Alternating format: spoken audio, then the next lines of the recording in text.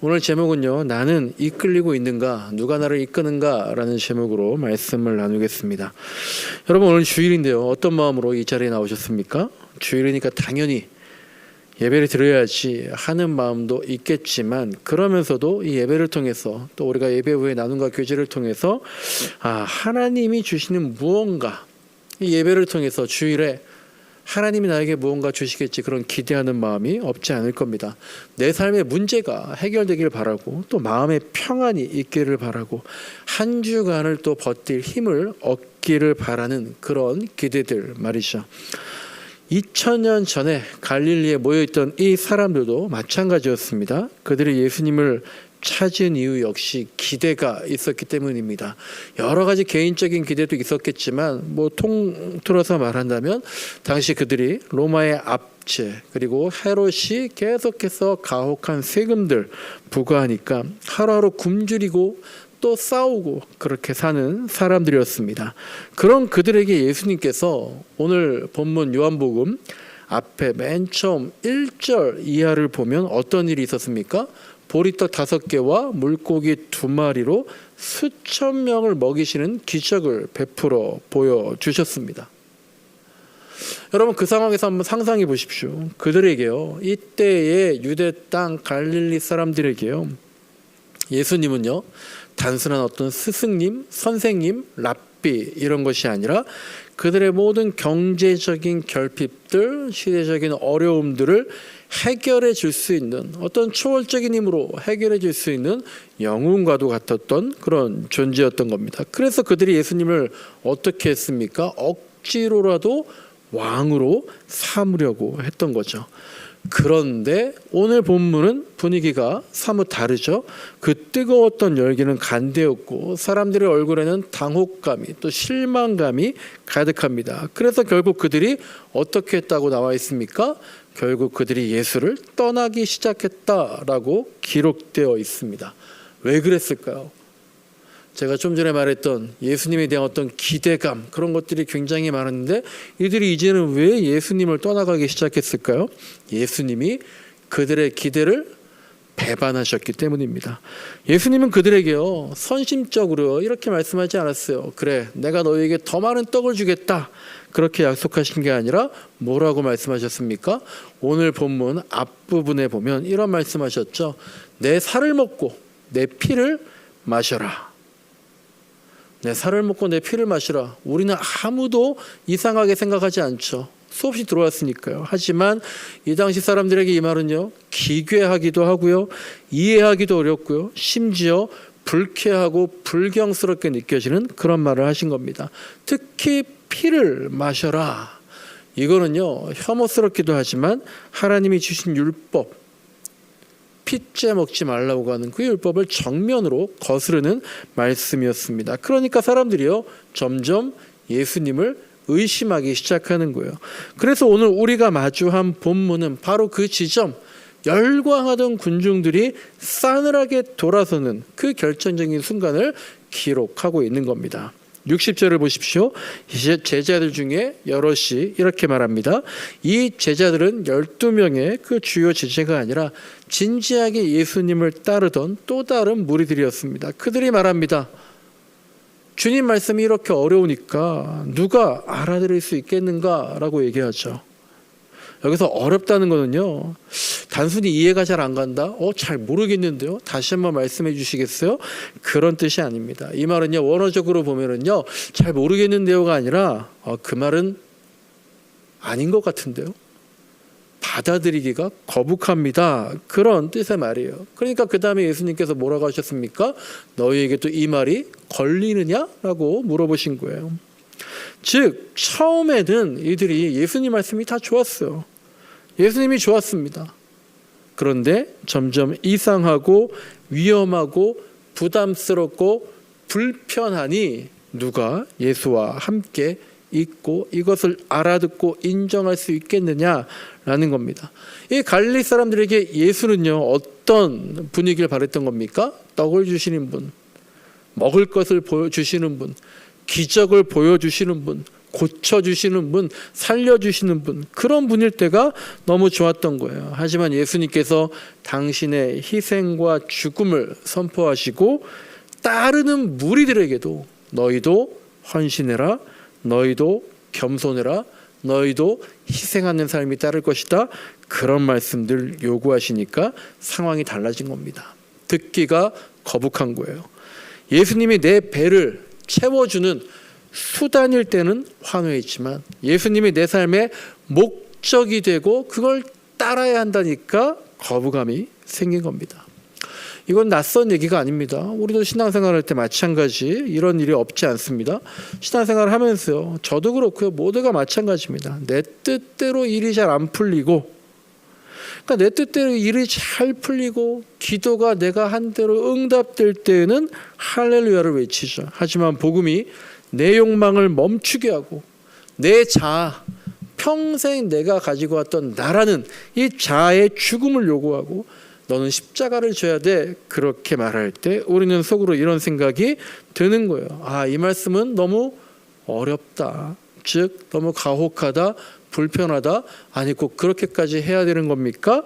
라는 생각이 드는 것이고, 특히 우리가 다 40대, 50대, 60대 이렇게 인생의 중반을 지나는 우리들에게는요, 신앙은 위로의 도구로서, 하나님 위로해 주옵소서, 평안을 주옵소서, 이럴 때가 많잖아요. 그래서 헌신과 포기, 그리고 기다림, 주님 또 그래야 되냐고, 이제 충분하지 않냐고 그런 생각이 들기 마련인 거죠.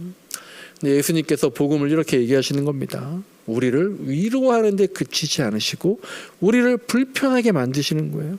말씀은요, 오히려 우리의 안락함, 익숙한 세계관을 흔드는 겁니다. 말씀 때문에 내가 주인 되어 살아온 내 삶의 방식이 뿌리채 흔들리면 오히려 그것이 정상인데, 우리는 무엇인가가 흔들리고 요동치면 비정상이다라고 하면서 불안해하는 거죠. 우리들에게 예수님은 여전히 나에게 떡만 주는 분이십니까? 아니면 내 존재 전체를 내어드려야 할 생명의 주님이십니까? 우리가 신앙생활하면서요, 오늘 설교 제목처럼 묻지 않을 수가 없습니다. 지금까지 내 인생은 무엇에 이끌려 왔는가? 지난 한 주에 나는 무엇에 이끌려 살았는가? 나는 누구에게 무엇에 이끌려서 여기까지 왔는가라는 겁니다. 그런 점에서 예수님은요, 오늘 본문에서 아주 중요한 말씀하십니다. 65절 말씀입니다. 아버지께서 허락하여 주신 사람이 아니고는, 아버지께서, 하나님께서 허락하여 주신 분이 아니고는 아무도 나에게 올 수 없다라는 거예요. 이거는요, 예정론 말하는 게 아닙니다. 믿음은 내 힘으로 붙드는 게 아니라 하나님의 은혜로 열리는 관계다라는 거예요. 우리 다음이 자기의 힘으로, 내 힘으로 하나님 붙든다? 아직 그러지도 못하지만 그렇지 않다고 해서 믿음이 없다라는 거 아니에요. 하나님의 은혜로 이끌어지는 게, 그런 관계, 그게 믿음이다라는 겁니다. 우리는 우리들의 인생을요, 대부분 다 그렇게 생각합니다. 나의 노력과 대가로 여기까지 왔다는 거예요. 혹은 내가 못했기 때문에 이렇게 됐다라는 거예요. 하지만 성경은 다르게 말합니다. 하나님께서 우리를 이끄셨기 때문에, 하나님과의 관계가 있었기 때문에 지금 우리 인생이 여기까지 이룰 수 있었다라는 거예요. 그런데 우리는 또 이렇게 생각할 때가 있죠. 내가 이렇게까지 주님을 믿고 오랫동안 신앙생활을 했는데 왜 내 인생은 여전히 평안하지 못하느냐, 그렇게 반문할 때도 있습니다. 우리가 사실 저나 여러분이나 우리의 신앙이 다 변변치 못한 사람들입니다. 그럼에도 우리가 감사하는 마음으로 변변했으면 좋겠어요. 지난 주 중에 남부 시차례가 있었습니다. 이 대전 선교회 노회의 지역 모임, 한 22개의 교회 목사님들이 다 모여서 반년 동안 1년에 2번 모이니까요. 반년 동안의 사역을 보고하고 뭐 청원할 것들이 있으면 제출하고 했습니다. 다 한 번씩 이렇게 앞으로 나오셔서 한 말씀씩 인사하시고 들어가셔요. 근데 인사말이 다 똑같습니다. 그냥 다 똑같이 그 얘기하고 들어가요. 특별히 무슨 일 뭐 청원할 일이 있다 그런 거 아니면은요. 어떻게 얘기하냐면 다들 이렇게 말하고 들어가셔요. 은혜 가운데 평안합니다라고. 네, 우리 교회는 저는 또 은혜 가운데 평안합니다 하고 들어가셔요. 제가 제일 마지막으로 나가서 이렇게 인사했습니다. 평안하지는 않지만 은혜 가운데 있습니다. 네, 그랬더니 이제 다들 한바탕 웃으십니다. 회의가 끝나고 나서 다들 저한테 참 절묘한 말이다 그렇게들 말씀하십니다. 다들 마찬가지인 거예요. 겉으로는요 평안하다고 말하지만 실제로 마음에는 말 못할 수 없는 수많은 사연들을 다 가지고 계신 거예요. 그게 우리 인생입니다. 그런데 그럼에도 그 목사님들이 또 우리 그리스도인들이 주님이 이끄신다, 주님께 이끌려야 한다 그렇게 애를 쓰고 있는 겁니다. 그리고 이 이끌림에는 두 가지가 있는 것 같아요. 첫 번째는요 욕망의 이끌림입니다. 내 결핍을 채우고 내 문제를 해결하려는 욕구가 나를 예수님께로 이끄는 거죠. 제가 계속 말씀드리지만 이런 거 나쁜 거 아닙니다. 우리 모두는 그렇게 예수를 만나기 시작하는 거예요. 내가 문제가 있을 때, 내 힘으로 도저히 안 될 것 같을 때 예수님께 나가는 겁니다. 하지만 이 욕망의 이끌림은 여러분 다 경험해 보셨잖아요. 오래가지 못합니다. 유통기한이 짧은 거예요. 떡이 떨어지면, 기적이 멈추면, 기도 응답이 내 뜻대로 되지 않으면, 혹은 반대로 해결이 또 되면 그 이끌림이 끝이 납니다. 66절에 나오는 그때부터 제자 중에서 많은 사람이 떠나갔다. 그리고 더 이상 그와 함께 예수와 함께 하지 않았다. 이 말씀이 바로 욕망에만 이끌렸던 사람들의 결말입니다. 우리는 이제 이끌림의 단계를 모두 이런 것들 거쳐왔죠. 그러니까 새로운 이끌림으로 나가야 돼요. 그 새로운 이끌림, 두 번째 이끌림 무엇이겠습니까? 은총의 이끌림이에요. 내가 뭘 하겠다는 그게 아니라요. 은총의 이끌림으로, 욕망의 이끌림에서 은총, 은혜의 이끌림으로 나가야 된다는 거예요. 63절 말씀처럼요. 생명을 주는 것은 영이시니까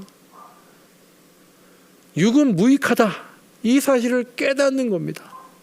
이거는요. 영과 육을 분리하는 이원론 말하는 게 아니에요. 오히려 그 둘을 하나로 묶는 겁니다.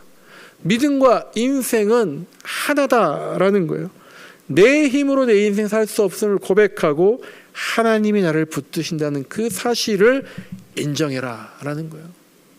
그러면 떡이 있든 없든 상황이 좋든 나쁘든 평안하지 않아도 은혜라고 고백하고 예수를 떠나지 않게 된다는 겁니다. 그런데 첫 번째 이끌림, 어떤 욕망과 결핍 그리고 위로의 이끌림, 그 정도 수준에 머문 군중들, 그냥 무리들, 그리고 심지어 제자들 중에서도 떠나간 사람들이 생긴 겁니다. 그래서 예수님이 이제 12 제자에게 물어보시는 겁니다. 뭐라고 물으십니까? 너희도 가려느냐? 이 질문은요, 오늘 이 시대를 살아가는 우리들에게도 똑같이 던져지는 그런 질문입니다. 남들처럼 너희도 성공의 길, 인정의 길, 명예의 길, 좀 더 편한 삶, 좀 더 안락한 삶, 좀 더 나은 삶, 무시당하지 않는 인생, 그것을 찾아서 가려느냐? 더 중요한 질문은 그런 것을 최우선으로 준다는 거기로 가려느냐라고 묻는 겁니다. 그때 베드로가 대답하는데요. 이것이 우리의 대답, 우리 가슴에 새겨져야 합니다. 주님, 영생의 말씀이 여기 있는데, 주님께 있는데 우리가 누구에게로 가겠습니까? 사실 큐티체 보니까 그 말이 맞는 것 같아요. 옆에 나와 있는 해설 보니까 베드로라고 해서요, 예수님 말씀이 다 이해가 돼서 이렇게 말했겠습니까? 아닙니다. 그도 똑같이 당황스러웠을 것 같아요. 하지만 베드로는 한 가지 분명히 알았던 거예요. 세상 어디에도 내 영혼을 살리는, 내 실제를 살리는 생명의 말씀은 없고 오직 예수만이 그 길임을 맛보았기 때문에, 체험하고 경험했기 때문에 그것을 알았던 거예요. 이것은 논리적인 동의가 아니라 사랑에 빠진 사람, 예수님을 사랑했기 때문에 할 수 있는 항복이다라는 겁니다. 주님, 제가 갈 데가 어디 있겠습니까? 당신이 없으면 내 인생은, 주님이 안 계시면 내 인생은 아무것도 아닙니다. 베드로의 진심 어린 고백인 거죠. 우리들도 예수를 떠납니까? 글쎄요, 여기 있는 분들은 결코 떠나지 않을 것입니다. 하지만 떠난다는 것이요, 교회를 안 나온다는 그런 것만은 아니잖아요. 내 마음에 불평과 불만과 초조함과 집착, 거부감과 내 욕심, 그런 것들만 남아있다면 몸은 떠나지 않았어도, 매주마다 예배드린다고 해도 마음은 이미 떠난 겁니다. 그게 바로 오늘 본문에 나오는 가룟 유다의 말씀, 마음이었을 겁니다. 저 여러분들에게 가룟 유다가 아닌 베드로의 심정이 있기를 간절히 소망합니다. 여러분, 우리 인생에서요, 결과가 중요합니까? 성과가 중요합니까? 눈에 보이는 그런 것들이 중요합니까? 그러면 다 우리는 별 볼 일 없는, 볼품 없는 그런 인생을 사는 사람들이에요. 믿지 않는 사람들도요, 근데 이제는요, 결과보다도 과정을, 내면의 중요성을 강조하는 시대입니다. 겉에 보이는 것들이 불필요하다 이런 것들이 아니라 내 마음 깊숙한 곳에 만족과 감사가 없는 사람들은 불행한 삶을 산다고들 말해요. 어떤 경제 전문가도 이런 말을 하더라고요. 젊은 사람들이 요새 1억 모으기 많이 하고 있는데 그 가치 있는 일이다라는 겁니다. 하지만 그 경제 전문가가 말하는 게 1억을 다 모으는 게 중요한 게 아니다라는 거예요. 중요한 건 1억을 모으는 그 과정을 경험하는 거, 그게 진짜 중요하다라는 겁니다. 세상에 지혜 있는 사람들조차 결과보다 과정을 말하는데 하물며 우리 신앙의 여정은 어떠해야 하겠습니까? 빵이요, 중요합니다. 돈이요, 중요합니다. 경제력이 중요하고요. 규모가 중요하고요. 지위가 중요합니다.